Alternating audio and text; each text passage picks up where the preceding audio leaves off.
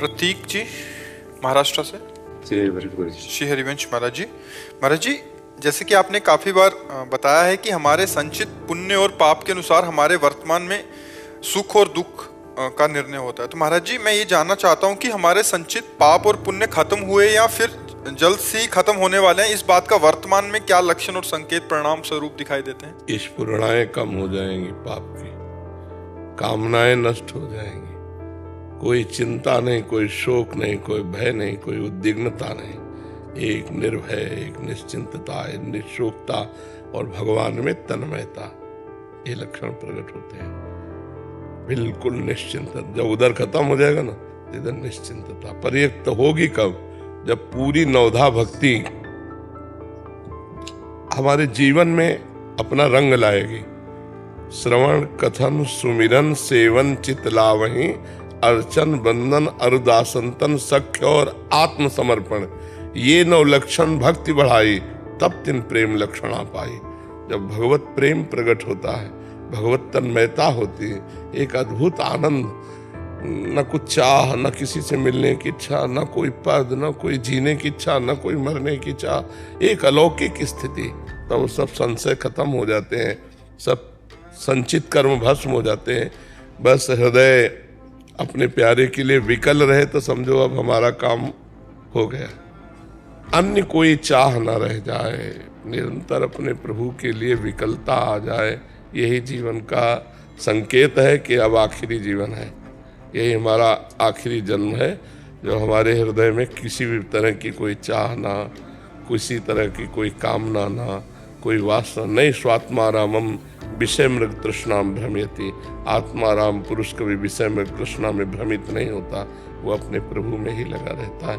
तो ये प्रतीक है कि हमारा आखिरी जन्म है, हमारे संचित कर्म भस्म हो गए। अब जैसे अपने लोगों को ये विषय ही नहीं रह गया, संचित कर्म, प्रारब्ध कर्म, क्रियाण, इसका विषय नहीं है, कोई मतलब नहीं है। प्रश्न है तो यहाँ चिंतन जा रहा है, नहीं तो ठीक ठिकाने पे लगे हुए हमें।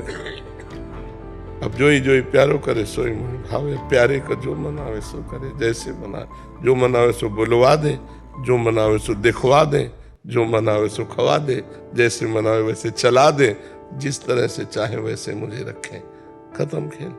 अपना अस्तित्व मिटा देना ही साधना है, अपना ममत्व प्रभु में समर्पित कर देना ही आराधना है। प्रभु के सिवा और कोई नहीं है, ये दिमाग में बैठ जाए, यही सच्चा ज्ञान है। वासुदेवा सर्वमित समात्मा सुदुर्लभा। प्रभु प्रभु प्रभु प्रभु, मन में प्रभु, चित्त में प्रभु, बुद्धि में प्रभु, सब जगह मेरे श्यामा श्याम श्यामा श्याम, मेरी राधा राधा राधा राधा, दिमाग में भरना है। जो कूड़ा करकट है वो सब डिलीट हो जाए, निकल जाए, अंदर राधा राधा राधा, बस चुप हो जाए। अपनी स्थिति कभी किसी से कहे नहीं, दूसरी स्थिति में हमें जो आगे बढ़ना है उसकी जानकारियां रखे।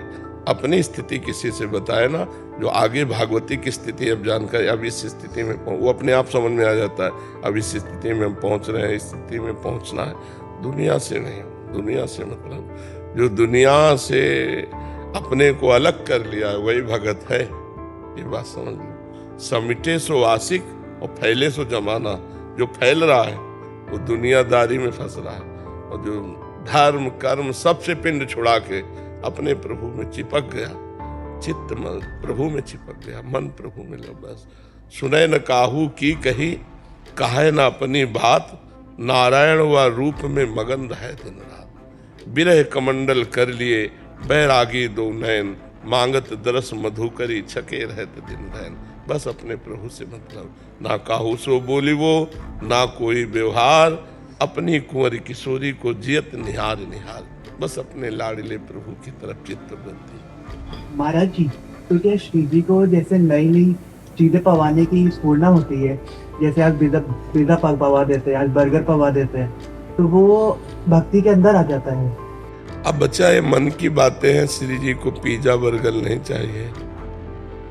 आप समझो, एक सात्विक साधक के अंदर ऐसी इच्छा प्रकट नहीं होगी तो श्री जी के अंदर कैसे इच्छा प्रकट होगी? श्री जी भावोत्सवेन भजताम रस काम धेनु, पहले हमारा स्वरूप प्रकट हो, श्री जी की सेवा वाला, और फिर श्री जी की सेवा में उनके चरणों में महावर लगा रहे हैं। उनके केश पास संभाले, उनको दर्पण दिखा रहे, उनको चंवर कर रहे हैं, उनको सुंदर भावयुक्त भोग लगा रहे हैं। पवित्र, ये पिज्जा बर्गर पवित्र चीज है क्या बच्चा? जो बाजारों में बनती है, बनाने वालों के भाव नहीं है, वो भगत थोड़ी है। वो कैसे अपवित्र बनाते हैं, कैसे? हमारा तो श्रद्धा ही नहीं है, हमारी श्रद्धा ही नहीं इन वस्तुओं में। बनाने वाला कैसा था, उसका भाव क्या था, वो कितना पवित्र है। ये वस्तुएं सब हमारे दिमाग में जाके काम पैदा करती हैं, रजोगुण पैदा करती हैं, राग पैदा करती हैं। न इन वस्तुओं को खाना चाहिए, न इन वस्तुओं का भोग लगाना चाहिए। रोटी दाल सादा भोग लगाओ। आपको अगर अच्छा तो खीर है, पुआ है, गुजिया है, कढ़ी चावल रोटी दाल, ये सब पवित्र चीजें। पिज्जा बर्गर चाउमीन पाउमीन ये श्री जी।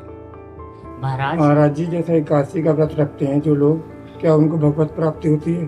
हाँ, एकादशी का व्रत रखें और निरंतर नाम जप करें, नाम जप जरूर करें। महाराज जी निरंतर नाम जप भी करते हैं एकादशी का व्रत? हाँ बढ़िया है। फिर भगवान की तरफ जितना चित्त वृत्ति गई, अंतिम समय भगवान का स्मरण आ गया तो सब ठीक हो जाए। महाराज, पारिवारिक सांसारिक के साथ रह करके हम राधा रानी के आपके चरणों में कैसे अलग जाएं?